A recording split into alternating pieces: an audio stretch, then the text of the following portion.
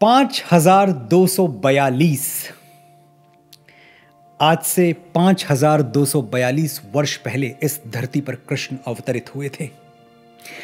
समय की छलनी से बहुत कुछ बह जाता है, बस वही रह जाता है जो सनातन सत्य है, जिसमें झूठ की मिलावट नहीं है, कोई बनावट नहीं है और जो हजारों वर्षों बाद भी प्रेरणा का स्रोत बना रहता है। इसीलिए कृष्ण रह गए। न सिर्फ रह गए बल्कि 5000 साल बाद और भी ज्यादा प्रासंगिक हो गए। मैं एक छोटे से गांव में जन्मा, एक मध्यम वर्गीय परिवार में पला बढ़ा। एक ऐसा परिवार जहां कोई महीना बगैर कर्ज लिए नहीं गुजरा। मेरा परिवेश निर्धन था, मैं नहीं, क्योंकि मेरी मां ने मुझे महापुरुषों की कहानियों पे पाला था, बड़ा किया था। मेरे रोल मॉडल्स सही थे। मैं जब हाथ जोड़कर आपसे गुजारिश करता हूं कि अपने रोल मॉडल्स जात पात से ऊपर उठकर चुनें, तो मेरा लक्ष्य सिर्फ इतना ही होता है कि आप उनके पद चिन्हों पर चलें जिन्होंने अपने होने से इस धरती को गौरवान्वित किया, खुद भी आगे बढ़े और मानवता को भी आगे ले गए। गलत के पीछे चलेंगे तो गलत जगह पहुंचेंगे, सही के पीछे चलेंगे तो सही जगह पहुंचेंगे। बात इतनी सीधी सी है। तो आज मैं आपको बताऊंगा कि मैंने श्री कृष्ण के पीछे चल के उनसे क्या सीखा, और जो सीखा कैसे उसने मुझे मेरे काम में आगे रखा और मेरी निजी जिंदगी में खुशहाल।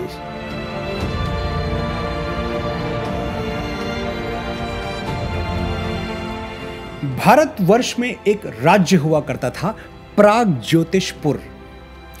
वहां नरकासुर नाम का एक क्रूर राक्षस रहता था। नरकासुर ने 16,100 महिलाओं का अपहरण कर लिया और उन्हें बंदी बना के रख लिया। जब यह बात श्री कृष्ण को पता चली तो अपने प्राणों की परवाह किए बिना वो नरकासुर के पास गए और उसको समझाया बुझाया। नरकासुर नहीं माना तो केशव ने युद्ध किया, उसे हराया और उन 16,100 महिलाओं को नरकासुर की कैद से छुड़ा लिया। वो महिलाएं स्वतंत्र तो हो गईं, लेकिन जाएं कहां, क्योंकि उनके घर वाले उन्हें अपनाने को तैयार ही नहीं हुए। उनकी पवित्रता पर प्रश्न उठाने लगे। लोक लाज, मान मर्यादा जैसे हवाले देकर घर वालों ने अपनी ही बेटियों, अपनी ही बहनों के लिए घर के दरवाजे पर सांकल चढ़ा दी।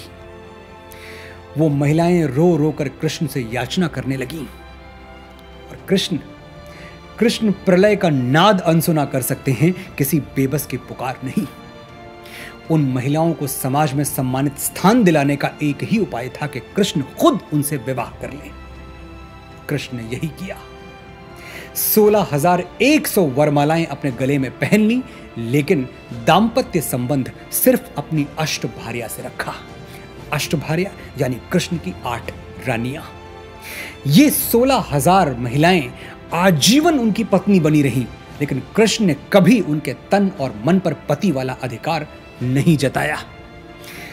भारतीय संस्कृति का उपहास उड़ाने वाले जब कृष्ण की 16,000 रानियों की तरफ उंगली उठाते हैं तो वो भूल जाते हैं कि यह विवाह कृष्ण ने अपने व्यक्तिगत सुख के लिए नहीं, उपभोग के लिए नहीं, स्त्री जाति का मान रखने के लिए किए थे।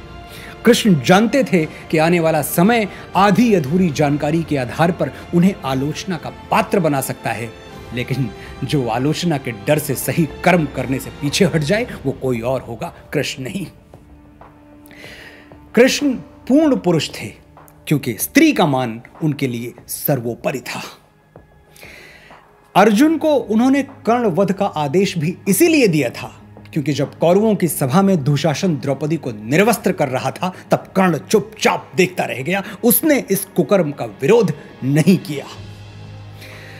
महाभारत के युद्ध में जब कर्ण ने अपने वध को धर्म विरुद्ध बताया तो कृष्ण ने निंदा करते हुए क्या कहा था, याद है?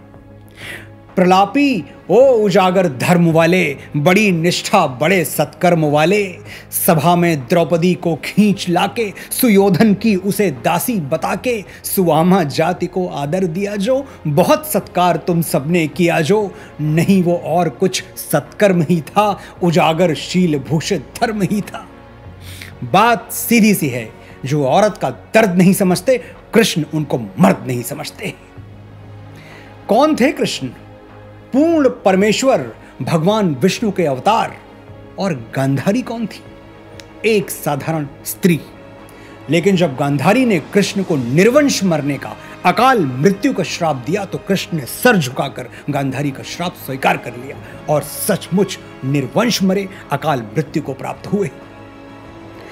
कृष्ण चाहते तो गांधारी का श्राप अस्वीकार कर देते, लेकिन एक स्त्री के शब्द झुठलाना कृष्ण के चरित्र में नहीं था। उन्होंने प्राण दे दिए, पर एक औरत की बात खाली नहीं जाने दी।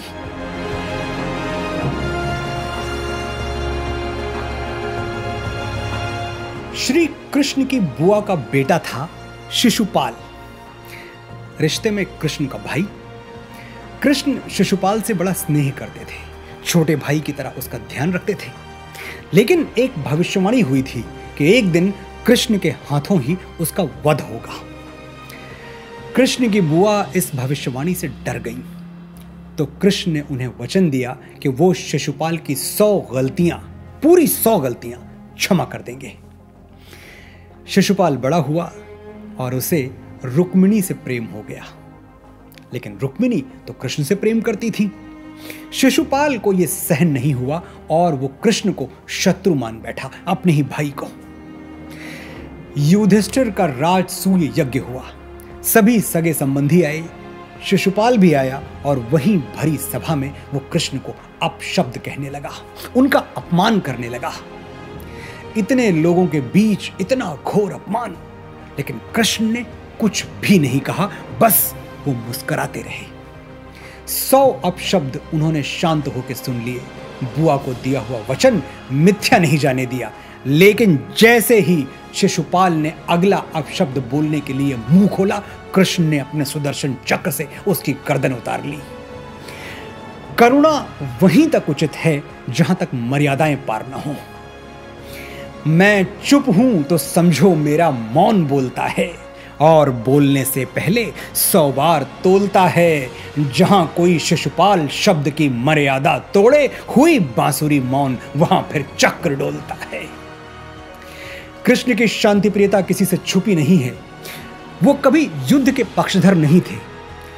कौरवों पांडवों में जब सिंहासन को लेकर मतभेद हुआ तो कृष्ण पांडवों की ओर से शांति का प्रस्ताव लेकर शांति दूत बनकर हस्तिनापुर आए, लेकिन दुर्योधन ने उनकी एक नहीं सुनी, उल्टे उनको बांधने का आदेश दे दिया।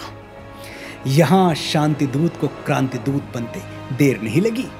भगवान ने अपना ऐसा विकराल और ऐसा विराट स्वरूप दिखाया कि दुर्योधन के प्राण कांप गए। हरि ने भीषण हुंकार किया, अपना स्वरूप विस्तार किया। डगमग डगमग दिग्गज डोले, भगवान कुपित होकर बोले, जंजीर बढ़ाकर साध मुझे, हाँ दुर्योधन बांध मुझे। ये देख गगन मुझ में लय है, ये देख पवन मुझ में लय है, मुझ में विलीन झंकार सकल, मुझ में लय है संसार सकल। अमरत्व फूलता है मुझ में, संघार झूलता है मुझ में। अंबर में कुंतल जाल देख, पद के नीचे पाताल देख, मुट्ठी में तीनों काल देख, मेरा स्वरूप विकराल देख। हित वचन नहीं तूने माना, मैत्री का मूल्य न पहचाना, तो ले मैं भी अब जाता हूं, अंतिम संकल्प सुनाता हूं। याचना नहीं अब रण होगा, जीवन जय या के मरण होगा। युद्ध पहला विकल्प ना सही, अंतिम अवश्य है। जहां शांति का मोल समझने वाला कोई न हो, वहां युद्ध से ही शांति स्थापित हो सकती है। इसलिए युद्ध से डरो नहीं, जो न्यायोचित है उसके लिए लड़ो।